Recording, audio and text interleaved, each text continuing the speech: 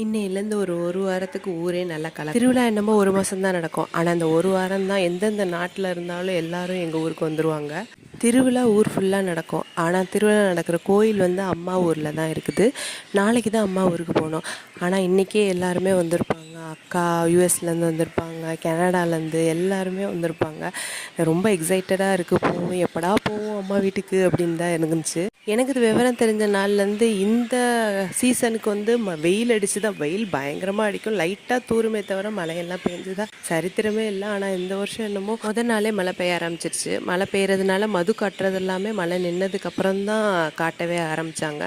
சாமி வெளியில் வந்ததுக்கப்புறம் தான் சாமிக்கு முன்னாடி மது காட்டிட்டு தேங்காய் உடைச்சதுக்கப்புறம் தான் நாங்கள்லாம் தேங்காய் உடைக்க முடியும். முடிச்சுட்டு எல்லாரையும் பார்த்து பேசிட்டு வீட்டுக்கு வரத்துக்கே ஒரு 8 o'clock ஆயிடுச்சு. 8 o'clock மேலே எங்கள் ஊர் மண்டாப்படிக்காக வெடியெல்லாம் வெடிச்சுட்டு எல்லாம் மாலையெல்லாம் எடுத்து சாமிக்காக கொண்டு போயிருந்தாங்க. கொண்டு போயிட்டு அப்படியே நாடகம் பார்த்து